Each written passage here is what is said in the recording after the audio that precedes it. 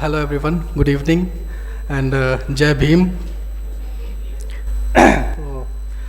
So there is no light, but our whole mission is to bring light in the life of our people. So, but we are having the light issue right now. So I hope you enjoyed the documentary, and I will say something about the documentary later, but I think we can take some questions you want to discuss, you want to ask something after watching this documentary, and we'll discuss more about that. तो आप सभी सवाल पूछने के लिए आमंत्रित हैं जिनको इंग्लिश नहीं आती है, हिंदी में बता देता हूँ। तो आपको ये डॉक्यूमेंट्री देखने के बाद कैसा लगा, जो भी आपके विचार हैं, जो सवाल है, कुछ आप पूछना चाहते हैं, जानना चाहते हैं, तो वो आप पूछ सकते हैं। सैलरी इसको मिल जाएगी, पूरा महीने उससे काम कराते हैं, पूरा महीने। और इन लोगों से इतने बेतुके काम कराए जाते हैं, इतने डबल 4-4 गुना 5-5 गुना काम कराए जाते हैं। एक स्वीपर का एक वो होता है, पैरामीटर है कि इतने किलोमीटर में या इतने मीटर में ये सफाई करेगा, झाड़ू लगाएगा, इतने मीटर में ये क्लीनिंग क्या करेगा, जो वटएवर जो भी है, जो I came to know through one of my friend कि ऐसा होता है। तो ये जो है ये 55 से 60 के बीच में आते आते तो उसको परमानेंट किया जाता है, तो उसकी लाइफ का तो खत्म होगी, स्पाइल होगी। उसको बेनिफिट कह रहा आखिर के साल के 5 मैक्सिमम 5 होते हैं, नहीं तो 2-4 साल 3 साल 3 साल तक वो उस जॉब में रहता है। उसको रिटायरमेंट में कुछ मिलते हैं, पल्ले नहीं मिलता, उसको पैसा नहीं मिलता, वो जैसे जॉब में जाता है वैसे ही वापस आ जाता है। ये एक बहुत खतरनाक लेवल का एक्सप्लॉयटेशन है जो इन कमेटीज़ में और गवर्नमेंट के थ्रू हो रहा है। ऐसा ही अभी आपने तो जो बताया एग्जाम्पल रेलवे एम्प्लॉय का, सेम इज इन रेलवे। ये 96 के पास से ये रेगुलर हो रहा है, ये प्रैक्टिस में है पूरे हिंदुस्तान में। तो इस पर क्या हमें काम नहीं करना चाहिए, और काम करें तो किस तरह का काम करें, दैट्स इट। बिल्कुल। सवाल मैं समझ गया। बिल्कुल। तो आई थिंक इन्होंने जो इनका नाम है मिस्टर सुशील, और ये नेशनल स्कूल ऑफ ड्रामा से पढ़े हैं। मनोज वाजपेयी आशीष विद्यार्थी के बैचमेट हैं ये। और जब मैं कॉलेज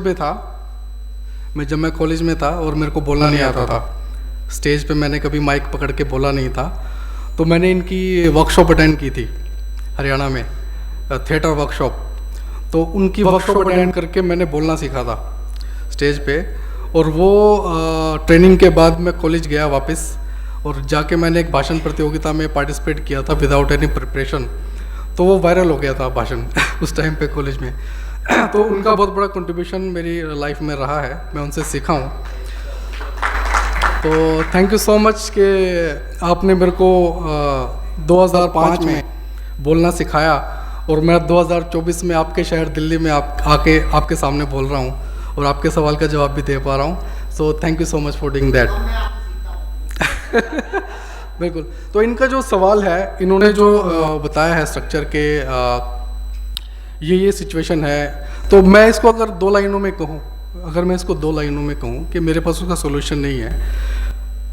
जो ये सफाई का जो पेशा है, ये एक सज़ा है, ये एक पनिशमेंट है। हिस्टोरिकली अगर आप देखें इसको, ये एक पनिशमेंट है।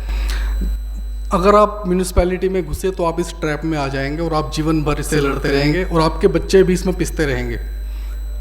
हमारे मोहल्लों में, बस्तियों में कई लड़ाइयों में लोग सफाई कर्मचारियों की लड़ाइयों में आपस लड़के मर चुके हैं, है ना। तो ये एक ट्रैप है, हमें इस ट्रैप से बाहर निकलना है।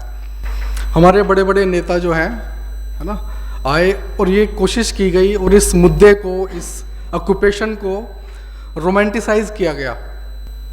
ये कहकर हमारे गांधी जी भी आए, उन्होंने अपनी किताब में लिखा कि जो सफाई कर्मचारी है वो इस धरती की माँ की तरह है। जो सफाई कर्मचारी है वो इस धरती की माँ की तरह है। जैसे माँ अपने बच्चे की पोटी साफ करती है, ऐसे ही ये सफाई कर्मचारी जो हैं इस धरती पे पोटी साफ करते हैं, सफाई का काम करते हैं, और ये इनका बहुत बड़ा रोल है। इसको रोमांटिसाइज किया गया है। कभी सफाई कर्मचारियों के पाँव धो धो के ये कहा जाता है कि आप ये कंटिन्यू करते रहें, है ना। कभी कोई ये कहता है कि ये एक स्पिरिचुअल एक्सपीरियंस है, और अगर ये स्पिरिचुअल एक्सपीरियंस है, अगर ये एक माँ का रोल है, तो मैं कहता हूँ कि इसको सब करें। इसको एक पर्टिकुलर कास्ट के लोग क्यों करते आ रहे हैं सदियों से? अगर ये इम्पोर्टेंट है, अगर ये एक माँ का रोल है, अगर ये बहुत इम्पोर्टेंट है, तो इसको सब करें।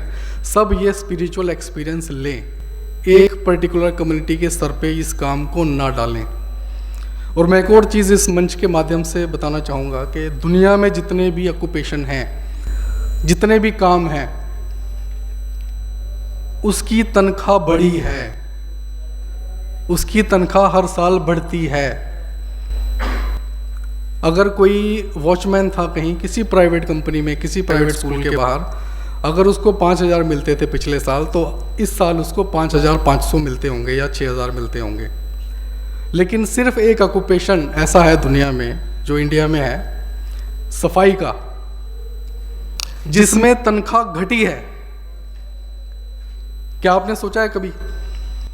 जो काम 50,000 रुपये में, 45,000 रुपये में, 35,000 रुपये महीना में होता था, आज वही काम without any pension, without any safety equipments, without any medical things 10,000 रुपये में, 12,000 रुपये में, 15,000 रुपये में हो रहा है।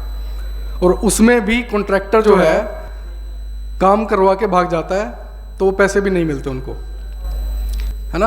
तो ये एक बहुत बड़ा जाल है, ट्रैप है। हमें अपने लोगों को इस जाल से, इस बर्डन से, इस काम से बाहर निकालना है। और उसका एक ही तरीका एजुकेशन। नगर पालिका का सवाल आएगा ही नहीं, हमें जाना ही नहीं है भाई। जिसको अच्छा लगता है वो करे। हज़ारों लाखों काम है दुनिया में, हम वो करेंगे।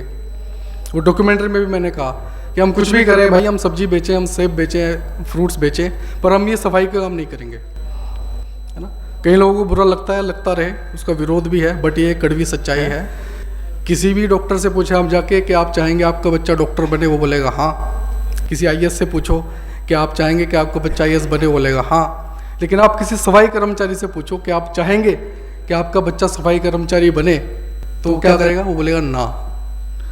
कोई नहीं चाहता कि लोग इसको कंटिन्यू करें, इस ऑक्यूपेशन को। ये एक मजबूरी है, इसको एक बर्डन बना दिया गया है। तो हमें इस जाल से बाहर आना है, इस ट्रैप से बाहर निकलना है, ताकि हम गटर से बाहर, झाड़ू से बाहर, सफाई से बाहर चीज़ें सोच सकें, अपना माइंड ओपन कर सकें।